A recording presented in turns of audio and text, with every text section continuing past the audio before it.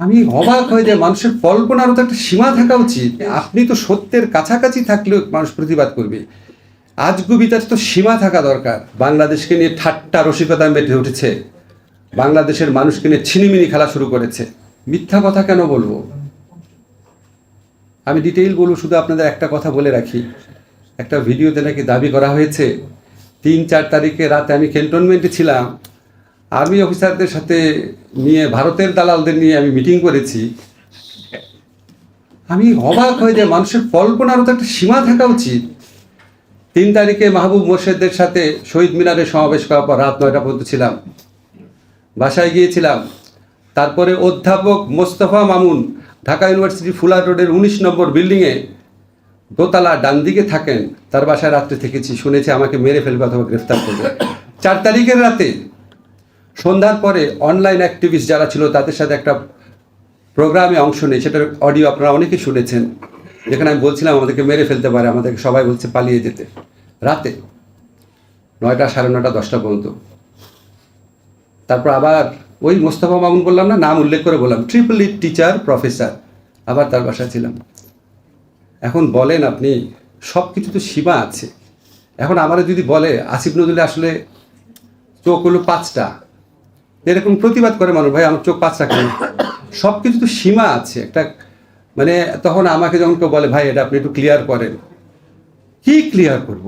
এখন যদি আমি বলি রাশেদ আমার ধারণা তুমি আসলে মেয়ে, ওকে প্রতিবাদ করবো, বলে স্যার আপনি পাগল নাকি, কি বলেন এগুলি কথা? আমি যদি রাখালদাকে বলি রাখালদা আমি একটা জায়গায় শুনলাম আপনার বয়স আসলে 12, আচ্ছা বলেন, মানে আপনি তো সত্যের কাছাকাছি থাকলেও মানুষ প্রতিবাদ করবে। আজগুবিতার তো সীমা থাকা দরকার। এটা ব্যক্তিগত আমার কাছে বললাম, শুধু কি আমার ক্ষেত্রে, কার ক্ষেত্রে হচ্ছে না বলেন? আমাদের শফিকের ক্ষেত্রে কম হচ্ছে? এরকম একটা মানুষ এই রকম ভূমিকা রেখেছে, আপনারা কি শুনছেন? আপনারা ওর থেকে 10% শোনেন নাই, তারে বলে গণশত্রু।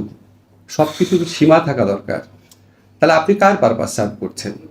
আজকে আমাদের রাষ্ট্র গঠনের দায়িত্ব, আজকে এই এত মানুষের স্যাক্রিফাইসের বিনিময়ে আমাদের প্রধান কাজ কি? সবসময় বলি আমাদের প্রধান কাজ হচ্ছে 4টা। বিচার, এই গণহত্যার বিচার করতে হবে।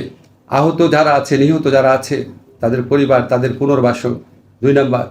3 নাম্বার সংস্কার, যতটুকু করতে পারি আমরা। 4 নাম্বার নির্বাচন। 17 বছর যাবৎ বাংলাদেশে মানুষ ভোট দেয় না, বাংলাদেশের তরুণরা ভোট দেয় না। আমি অনেকবার বলেছি, আবার বলি, কনস্টিটিউশন যখন পড়াতে যাই, ডেমোক্রেসি সংবিধানের পড়াতে, তারা হাসে, বলে ভোট আবার কি? আপনার কয়জন ভোট দিয়েছেন এখানে গত 17 বছরে? বলেন কয়জন? হাত তোলেন তো, কয়জন দিয়েছেন? 2-1 দিলে ভয়েও তুলবে না এখন। বলেন আপনি, বাংলাদেশকে নিয়ে ঠাট্টা রসিকতা বেঁধে উঠেছে, বাংলাদেশের মানুষকে নিয়ে ছিনিমিনি খেলা শুরু করেছে। এই দেশকে লুট করে মহিলা, আবার বলে আমার বোন আমারে বলে তুমি 15 কোটি মানুষকে খাওয়াও, রোহিঙ্গাদের খাওয়াতে পারবা না। ছি, এখন তো সে নাই, আমরা খাচ্ছি না।